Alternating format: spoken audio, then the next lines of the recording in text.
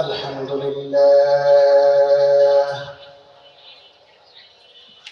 لله الذي جعل الشمس والقمر بحسبان والنجم والشجر يسجدان وفضل زمانا على زمان كما فضل مكانا على مكان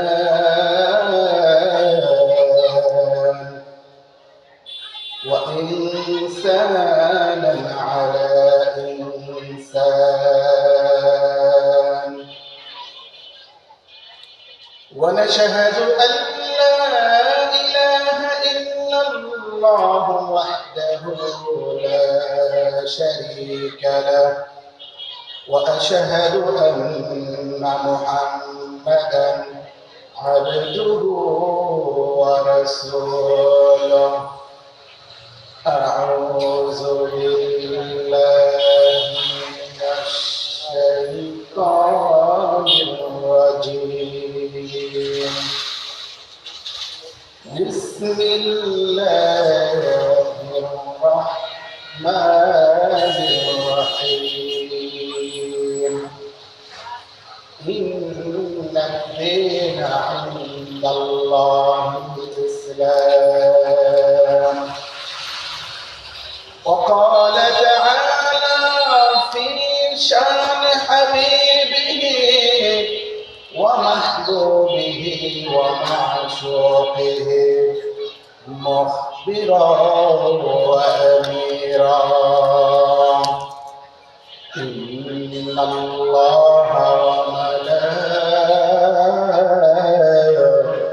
وملائكته يصلون على النبي يا أيها الذين آمنوا صلوا عليه وسلموا تسليما اللهم صل على محمد وعلى آل محمد كما صليت على إبراهيم وعلى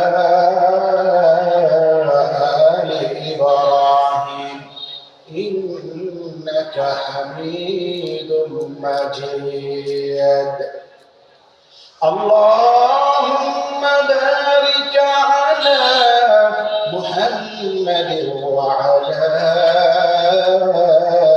آل محمد كما باركت على إبراهيم وعلى آل إبراهيم إنك حميد مجيد لا إله إلا الله لا إله إلا لا إله إلا الله لا إله إلا الله لا إله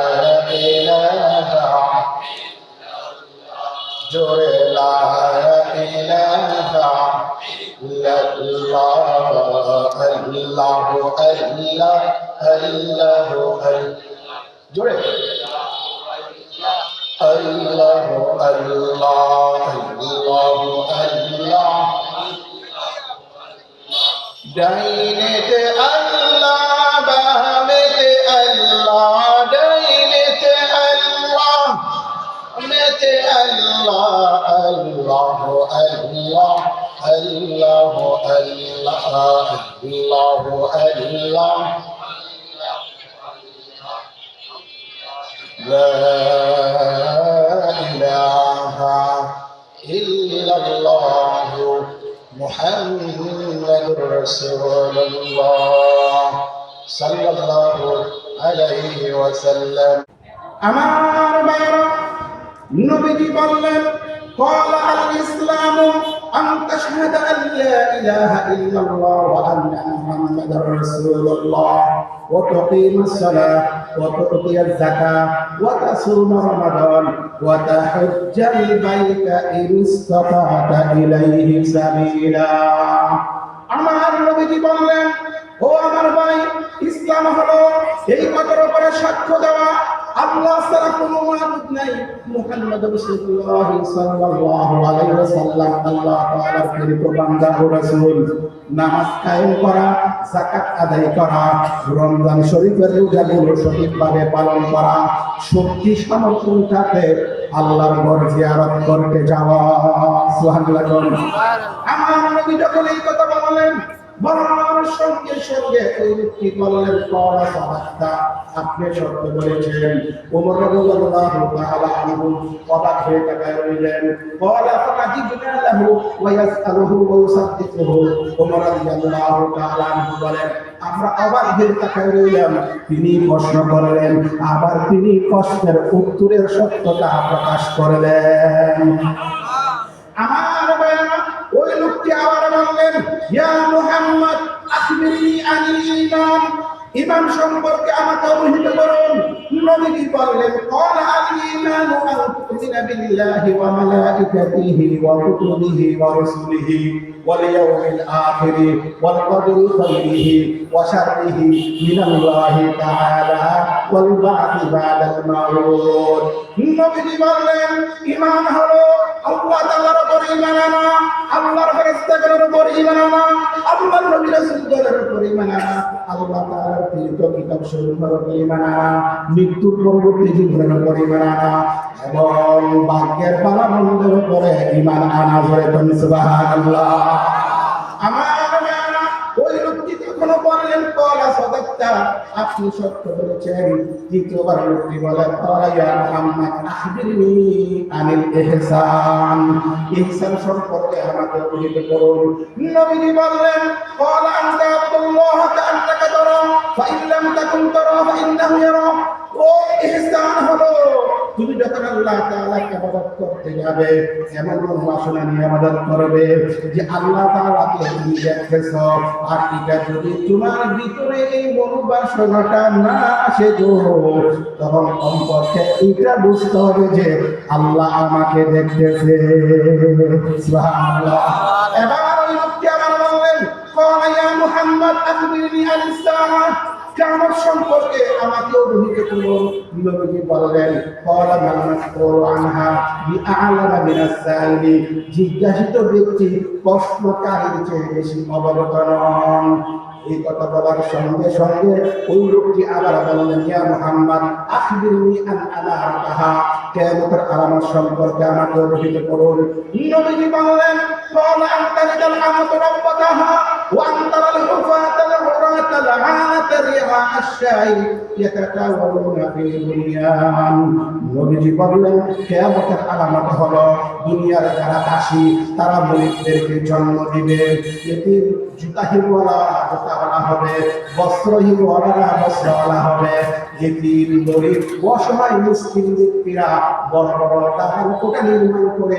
একে অপরের সাথে গৌরব অহংকার করবে করেনি গৌরব করেনি যারা নাকি কিচ্ছু ছিল না জমি ছিল না বাড়ি ছিল না গাড়ি ছিল না তাদের জমি হয়েছে বাড়ি হয়েছে গাড়ি হয়েছে বিশাল বড় মিল ফ্যাক্টরির মালিক হয়েছে এটা একটা কিয়ামতের আলামত ঠিক কিনা আরেকটা হাদিসের মধ্যে আসছে নবীজি বলেন কিয়ামতের আলামত হলো দুনিয়ার নারীগুলো তাদের স্বামীদের কথা মানবে না ছেলেরা তাদের মা বাবার কথা মানবে না দুনিয়ার মেম্বার হওয়ার উপযুক্ত না সে মেম্বার হবে চেয়ারম্যান হওয়ার উপযুক্ত না সে চেয়ারম্যান হবে এমপি হওয়ার উপযুক্ত না সে এমপি হবে মন্ত্রী হওয়ার উপযুক্ত না সে মন্ত্রী হবে এটা হলো কিয়ামতের আলামত ধরে কোন ঠিক কিনা ও আমার মায়েরা মাঝে মাঝে দেখবেন বারবার ভূমিকম্প হবে এটা একটা কিয়ামতের আলামত আপনাদের এলাকায় ভূমিকম্প হয়েছে কদিন আগে ও বাইরে শুধু তাই আপনাদের এলাকার নাই, সারা বাংলাদেশের ভিতরে বিভিন্ন জায়গায় বারবার ভূমিকম্প হয়ে গেছে। ভূমিকম্প হইয়া বুঝে চাইতেছে, ও দুনিয়ার মানুষেরা তোমরা বুঝিয়া নাও, তোমাদের সামনে আর বেশি দিন সময় নাই। ভূমিকম্প হইতেছে মানে সারা পৃথিবী অচিরেই ধ্বংস হয়ে যাবে। এই ভূমিকম্প হওয়াটা হলো একটা কিয়ামতের আলামত। নবীজির কাছ থেকে ওই লোকটা চলে গেল। নবীজি বললেন, ইয়া ওমর, আতাদরি হাদার রাজুল, এই লোকটি চিনুনি? ওমর রাদিয়াল্লাহু তাআলা আনহু বললেন, নবীজি, না, আমি এই লোকটাকে চিনি না। আল্লাহু ওয়া রাসূলুহু আলাম, নবী আল্লাহ এবং আল্লাহর রাসূল তাকে ভালো চিনে। নবীজি বললেন, ওমর রে, ও ওমর, ইন্নাহু জিবরাইল, সে হলো জিবরাইল, আতাকুম ইউআল্লিমুকুম দীনাকুম, তিনি আসছেন তোমাদেরকে ইসলাম শিক্ষা দেওয়ার জন্য। ধরে বলুন সুবহানাল্লাহ, সুবহানাল্লাহ। তাহলে ইসলাম আমাদেরকে কি দিল? ইসলাম আমাদেরকে কি দিল? নামাজ দিল, নামাজ সঠিকভাবে আদায় করতে দিল, রোজা আদায় করতে দিল, হজ আদায় করতে দিল, যাকাত আদায় করতে দিল, সত্য কথা বলতে দিল, মিথ্যা কথা ছাড়তে করলো, যাকাত আদায় করতে করলো। ঠিক কিনা? জোরে বলেন, ঠিক কিনা? ইসলাম আমাদেরকে দিল, অথচ আমরা ইসলামকে কি দিলাম? ইসলাম আমাদেরকে দেয় কি, করতে বলে কি, আর আমরা করি কি? ঠিক নেই, কথা বলেন না, ঠিক নেই। ইসলাম আমাদেরকে বলে কি, আমরা বলি কি? ইসলাম আমাদেরকে করতে কয় কি, আর আমরা করি কি? ও খোদার গজব, ও আমার ভাইয়েরা, দেখেন তো কি সুন্দর চন্দ্র। আল্লাহ ইসলাম শিক্ষা দিল আল্লাহকে চেনার জন্য, অথচ আল্লাহকে আমরা চিনি না। ঠিক নেই আমার ভাইয়েরা? এর দিনের বেলায় সূর্য দিল, সূর্যের আলো খেয়ে দিল, এদিকে আমাকে না, সূর্যের আলো খেয়ে দিল, চন্দ্রের আলো খেয়ে দিল। ও আমার ভাইয়েরা, সমুদ্রের কি সুন্দর সুন্দর মাছ আমাদেরকে দিল, কে দিল? ও খোদার গজব, এই চোখের পাওয়ার আল্লাহ কে দিল? কোনদিন কি আল্লাহ তাআলা আমাদের কাছে চাইছে রে ভাই, তুমি যে চোখ দিলাম, দুইটা চোখ দিলাম, এই দুইটা চোখের খাজনা দাও, চাইছে? দুইটা হাত দিল, খাজনা চাইছে? দুইটা পা দিল, খাজনা চাইছে? কোন টাকা পয়সা চাইছে? তাহলে সব আল্লাহ আমাদেরকে দিল, আমরা আল্লাহকে কি দিলাম? আল্লাহকে চিনতে পারলাম না। ওই ভাই, আমরা আল্লাহকে চিনতে পারলাম না। ইহুদি নবীর সামনে গিয়ে কয়, মুহাম্মদ, এই যে মরা গুইসাব, মরা গুইসাব, আপনার কথা বলেন, মরা গুইসাব আল্লাহকে চিনে? মরা গুইসাব আল্লাহর নবীর কাছে গেলেন, ও নবী গো, আমরা জানি আপনার সব জিনিস আপনার কথা শুনে, আকাশের চন্দ্রে আপনার কথা শুনে, সূর্য আপনার কথা শুনে, নদীর মাছ আপনার কথা শুনে, গাছ আপনার কথা শুনে, হরিণ আপনার কথা শুনে, পৃথিবীর এমন কোনো বস্তু নাই যে আল্লাহ কোনো জিনিস আপনার কথা শুনে না। এই দিন মরা গুইসাব আপনি কথা বলেন, এই যে মরা গুইসাব কথা বলেন। নবীজি বললেন, ইয়াদব বলার সঙ্গে সঙ্গে মরা গুইসাবের ভিতর থেকে আওয়াজ বেরিয়ে আসলো, লাব্বাইকা ওয়া সালাইকা ইয়া মান যায়না ইয়াউমাল কিয়ামা। আল্লাহর নবী, আপনি আমাকে কেমন ডাকছেন বলেন? সুবহানাল্লাহ। নবীজি ডাকে ইয়াদব, আর মরা গুইসাবকে লাব্বাইকা ওয়া সালাইকা ইয়া মান যায়না ইয়াউমাল কিয়ামা। হে আল্লাহর নবী, কেন আপনি আমাকে ডাকছেন? নবীজি বললেন, বলো তো, মান তা'বুদু, তোমার রব কে?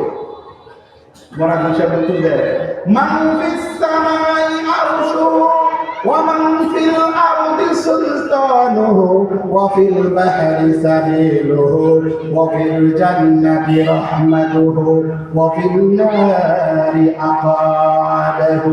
মরা গুইসাব জবাব দেয়, ও নবী গো, আমার আল্লাহ হলেন তিনি, যিনি আসমানের মালিক, জমিনের মালিক, হায়াতের মালিক, মওতের মালিক, জান্নাতের মালিক, জাহান্নামের মালিক, যিনি, তিনি হলেন আল্লাহ। সুবহানাল্লাহ। মরা গুইসাব আল্লাহকে চিনল। নবীজি বললেন, বলো তো, মান আনা, আমি কে? মান আনা, আমি কে? মরা গুইসাব জবাব দেয়, আনতা রাসূলু রাব্বিল আলামিন। একটু মুহাম্মদে বললাম, আনতা রাসূলু রাব্বিল আলামিন।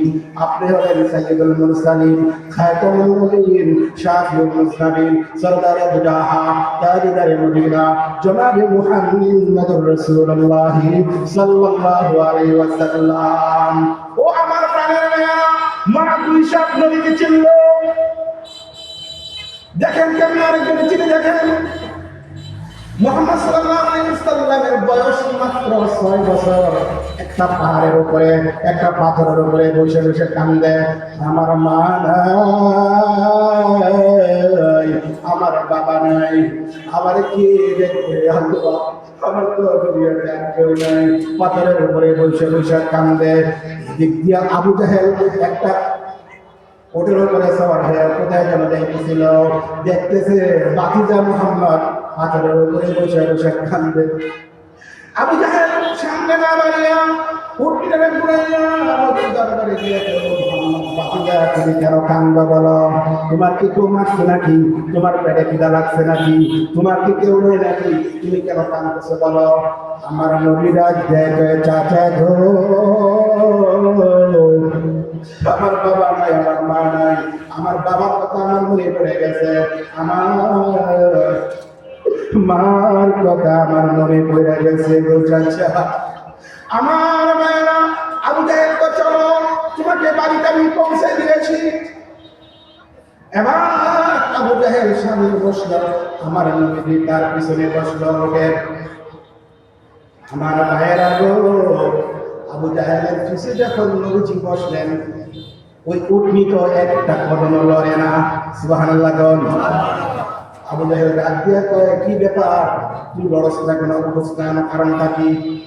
আমার ভাইয়েরা, আবু জাহেলের হাতে একটা চাবুক ছিল, ওই চাবুক দিয়ে মারতে শুরু করে দিল। মারতে মারতে মারতে মারতে ওদের একবারে শেষ করে ফেলতেছে এমন মুহূর্ত। আমার ভাইয়েরা, ও আল্লাহ দরবারে কান্না, আল্লাহ আমি যে সামনে কেন বলি না, সামনে কেন আমি হাঁটি না, আমার জবানটা একটু খুলিয়া দেন, আমি আবু জাহেলকে খুলিয়া বলি। আল্লাহ তাআলা ওদের জবান খুলিয়া দিয়েছে। ও ডাক দেয়, ও আবু জাহেল, তুই জানিস কি তোর পিছে কারে বসাইছ? তিনি হলেন রাহমাতুল লিল আলামিন, সাইয়্যিদুল মুরসালিন, খাতামুন নবিয়্যিন, শাফিউল মুসনাবিন, জনাবে মুহাম্মদ রাসূলুল্লাহ সাল্লাল্লাহু আলাইহি ওয়াসাল্লাম। ও আবু জাহেল, তুমি যদি সামনে বসো আর আমি যদি তোমার পিছনে মুহাম্মদকে রেখে একটা কদম সামনে বাড়িয়ে, আবু জাহেল কিয়ামতের ময়দানে আল্লাহ তাআলা যদি আমাকে প্রশ্ন করে, ও উঠ রে, তুই ইসলামের শত্রু, দ্বীনের শত্রু, আল্লাহর শত্রু, মুহাম্মদের শত্রু, তারা সামনে নিয়ে আমার বন্ধু, আমার প্রিয় হাবিবকে পিছনে লইয়া তুই কেন সামনে একটা কদম বাড়ালি? ও আবু জাহেল, কিয়ামতের ময়দানে আমার কোনো জবাব থাকবে না। তুই যদি আমারে মারতে মারতে দুনিয়া সারা করিয়া দেয়, আমি দুনিয়া সারা হইতে রাজি, তোরে সামনে লইয়া মুহাম্মদকে পিছনে নিয়ে একটা কদম সামনে যাইতে রাজি না। জোরে কন্যা সুবহানাল্লাহ। ও কাকে চিনলো? নবীকে চিনলো। ওট নবীকে চিনলো। আমরা মানুষ হইয়া, আশির নবীর উম্মত হইয়া নবীকে চিনলাম না, ঠিক কিনা কোন? তো ইসলাম আমাদেরকে কি দিল? এটা আল্লাহ পাক কোরআনে বলেন, يا أيها الذين آمنوا ادخلوا في السلم كافة ولا تتبعوا خطوات الشيطان إنه لكم عدو مبين. ও ইমানদারেরা, ও মুসলমানেরা, ইসলামের মধ্যে পরিপূর্ণভাবে প্রবেশ করো। ইসলামের মধ্যে পরিপূর্ণভাবে প্রবেশ করিয়া শয়তানের আনুগত্য করিও না, কারণ শয়তান হলো তোমাদের প্রকাশ্য শত্রু। বলেন, শয়তান আমাদের কি প্রকাশ্য শত্রু? কিভাবে প্রকাশ্য শত্রু দেখেন? আল্লাহ তাআলা ইবলিসকে বলল, ওয়া ইয কুলনা লিল মালাইকাতি ইসজুদু লিআদাম ফাসাজাদু ইল্লা ইবলিস আবা ওয়াস্তাকবারা ওয়া কানা মিনাল কাফিরিন। আল্লাহ তাআলা সমস্ত ফেরেশতাদেরকে বললেন, ও ফেরেশতারা, তোরা আদমকে সিজদা কর। সমস্ত ফেরেশতারা আদমকে সিজদা করলো, ইল্লা ইবলিস, ইবলিস আদমকে সিজদা করে নাই। আবা ওয়াস্তাকবারা, অহংকার করলো, অস্বীকার করলো, অহংকার করে অস্বীকার করে অস্বীকারীদের মুক্ত হয়ে গেল। আল্লাহ তাআলা জিজ্ঞাসা করলেন, ক্বালা মা মানাকা আল্লা তাসজুদ ইয আমারতুকা, আদমকে সিজদা করলি না কেন? আদমকে সিজদা করলি না কেন? কারণটা কি? ইবলিস আল্লাহর সাথে যুক্তি দেয়, ক্বালা আনা খায়রুম মিনহু খালাকতানি মিন নার ওয়া খালাকতাহু মিন তিন। আল্লাহ, আমি তার চেয়ে উত্তম, তুমি আমার বানিয়েছো আগুন দিয়া, তার বানিয়েছো মাটি দিয়া। আগুন কখনো মাটির কাছে মাঝামাটি করতে পারে না, আমার দ্বারা সম্ভব না। আল্লাহর কাছে যখন মুক্তি দিল, অহংকার করলো, গৌরব করলো, আল্লাহ তাআলা কয় ক্বালা ফাহবিত মিনহা ফামা ইয়াকুনু লাকা আন তাতাকাব্বারা ফিহা ফাখরুজ ইন্নাকা মিনাস সাবিরিন। তুই জান্নাত থেকে বের হয়ে যা, জান্নাতে তোর থাকার জায়গা নয়। যারা অহংকার করে, গৌরব করে, তাদের জায়গা জান্নাতের ভিতরে নয়। জান্নাতের ভিতরে একমাত্র আমি আল্লাহ অহংকার করতে পারবো। সুবহানাল্লাহ। বাইর করে দিল, জান্নাত থেকে বাইর করে দিল। ইবলিস আল্লাহকে বলে, আল্লাহ তোমার এই জান্নাতের ভিতরে একদিনের 2 দিন নয়, একটানা 7 লক্ষ বছর ইবাদত করছি, আল্লাহ তুমি কি দিবা পাবো? আল্লাহ তো তুই আজ যা চাবি তোরা তা দেওয়া হবে, যা চাবি তোরা তা দেওয়া হবে। ইবলিস আল্লাহর কাছ থেকে আনে ক্বালা ইন্নাকা মিনাল মুনজারিন, হায় আল্লাহ তুমি আমার কিয়ামত পর্যন্ত হায়াত দিন। ক্বালা ইন্নাকা মিনাল মুনজারিন ক্বালা আনজিরনি ইলা ইয়াউমি ইউবআসুন, হায় আল্লাহ তুমি আমার কিয়ামত পর্যন্ত হায়াত দিন। আল্লাহ পাক বললেন যা, ক্বালা ইন্নাকা মিনাল মুনজারিন, যা তোরে আমি কিয়ামত পর্যন্ত হায়াত দিয়া দিলাম।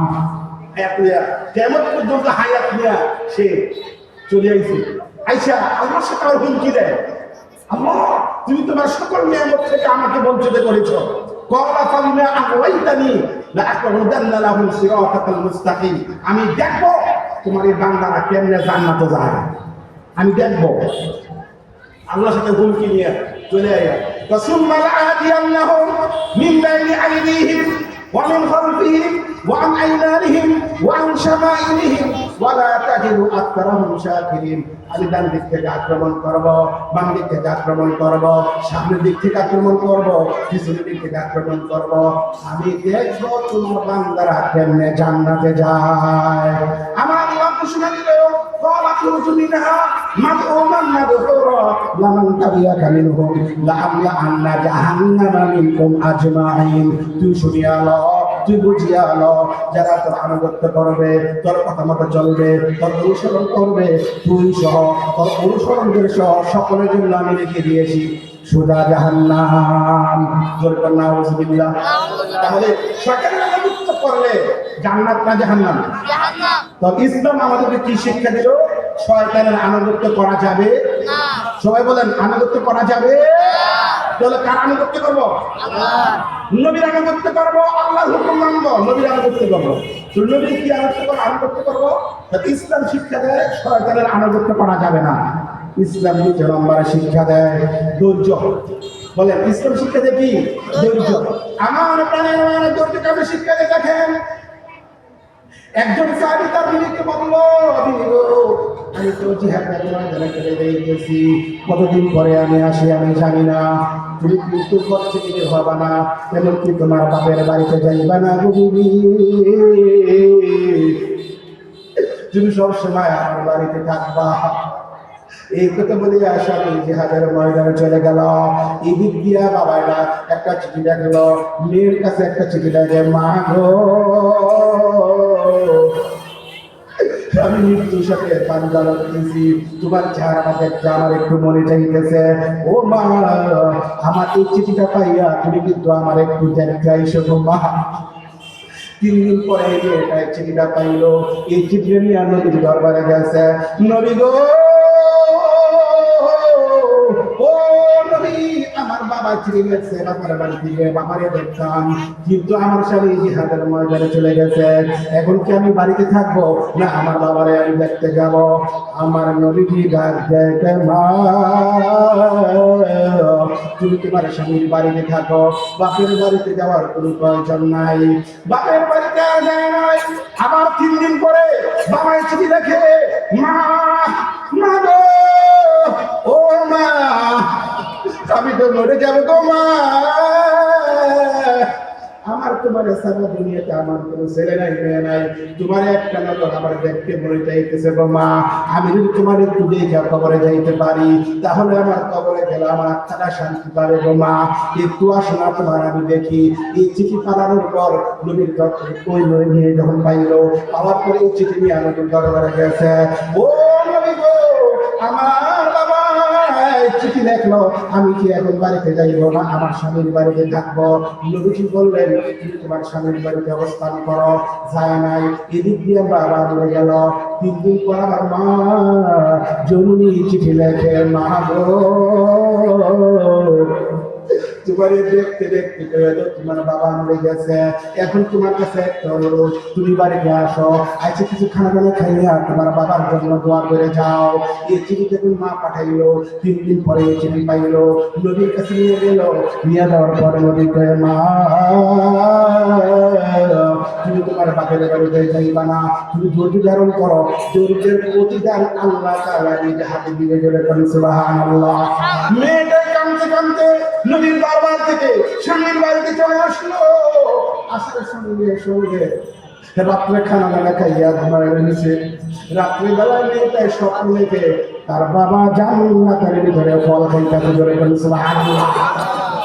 ফল খাইতেছে। এবার মেয়েটা হঠাৎ করে ঘুম ভেঙে গেল। ঘুম থেকে উঠে নবীর দরবারে গেল। নবী গো, ও নবী, আমি তো স্বপ্নে কি দেখলাম জানি না, আমি তো স্বপ্নে দেখছি জান্নাতের ভিতরে আমার বাবা ফল খাইতেছে, ফল ফলাতে খাইতেছে।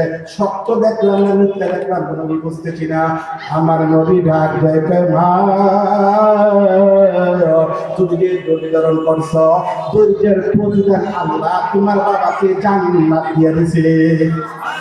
আওয়াজে কন্যা সুবহানাল্লাহ। নারে তাকবীর। নবী যেখানে আমরা আছি, ইসলাম কি শিক্ষা দিল? ধৈর্য। আমার ভাইয়েরা, ইসলাম শিক্ষা দিল ধৈর্য, ইসলাম শিক্ষা দিল ইসলাম শিক্ষা দিল মাফ, ইসলাম শিক্ষা দিল ধৈর্য। ধরে কোন ঠিক নেই। মাফ কেমনে শিক্ষা দিল? একেবারে অল্প মিনিট আমি কয়ে বলি। আমির হামজা রাদিয়াল্লাহু তাআলা আনহু বদরের প্রান্তরে উতবার লগে মারামারি হয়েছে। উতবা ইসলামের বড় শত্রু হলো উতবা। উতবার লগে সামনাসামনি যুদ্ধ হয়েছে। যুদ্ধ হওয়াতে একেবারে আমির হামজা উতবার গলার মধ্যে পাড়া দিয়া বুকের মধ্যে ছুরি ঢুকাইয়া একেবারে শেষ করে ফেলেছে। যদি কোন আল্লাহু আকবার। আল্লাহু আকবার। উতবারে মারা ফেলেছে। এই খবরটা পুরা মক্কা নগরীতে ছড়ে গেছে। নবীর চাচা আমির হামজা, ইসলামের শত্রুর বড় লিডার, উতবারে গলার মধ্যে পাড়া দিয়া বুকে দা ছুরি ঢুকাইয়া একেবারে শেষ করছে। উতবার একটা মেয়ে ছিল হিন্দ।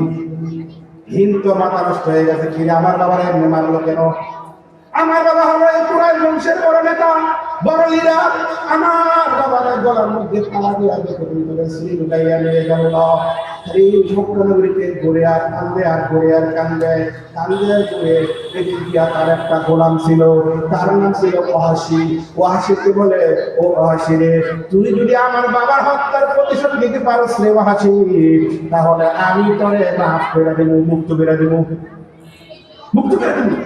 ওয়াহাশী গোলাম থেকে মুক্তি পাওয়ার জন্য তীর লইয়া রাস্তা রাস্তায় ঘুরতেছে। এদিক দিয়া উহুদের প্রান্তরে যুদ্ধের ঘোষণা এসে গেছে। সমস্ত সাহাবায়ে কেরাম উহুদের প্রান্তরে যুদ্ধে যাবে। আমিরও হামজা ঘোড়ার উপর সওয়ার হইয়া যুদ্ধে রওনা দিছে। ওয়াহাশী পাথরের চিপার মধ্যে চুপ করে বসে আছে।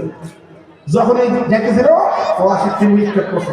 প্রথম তীর থেকে লাগছে তার ঘোড়ার এক ঠ্যাঙে, আর ঘোড়ার সামনে যেতে পারে না। তারপরে সামনে আরেকটা তীর মারছে। তীর মারার পরে ঘোড়া পড়ে গেছে। তো আমির হামজা পড়ে গেছে। পড়ে যাওয়ার সাথে সাথে ওই ওয়াহাশী আমির হামজার ওই বুক বরাবর একটা তীর নিক্ষেপ করছে। আমির হামজা একেবারে রূপ আইয়া যায়। কিতাব প্রমাণ করে আমির হামজারে ওয়াহাশী দইরা নিয়ে আসছে। আনার পরে ওনার এই চামড়া দিয়া, আমির হামজার চামড়া দিয়া গলা মালা বানাইছে, রক্ত দিয়া গোসল করছে, কলিজা ফাঁক করে কলিজার মধ্যে কামড়াইছে। এরকম নাউযুবিল্লাহ। ওয়াহাশী কি কাজটা করল? মক্কা বিজয় হবে। মক্কা বিজয় করলেন, সমস্ত মক্কাবাসীদেরকে এলান করে দিলেন, আজ তোমাদের জন্য সাধারণ ক্ষমা ঘোষণা, যে ইসলামের ছায়াতলে আসবা সে মা। হাজার হাজার লোক মুসলমান হয়ে গেছে। এদিক দিয়ে ওয়াহাশী খবর না পাইয়া সে পলাইয়া লুকাইয়া তায়েফের জমিনে গেছে। তায়েফে গিয়া বসবাস করতেছে। নবী আলাইহিস সালাম একটা লোক পাঠালো, দা এর ধরে নিয়ে কয়েকজন লোকে গিয়া তারা ধরে আনছে। আইনা কয় তারা তাওহীদের দাওয়াত দেয়, ঈমানের দাওয়াত দেয়, রিসালাতের দাওয়াত দেয়।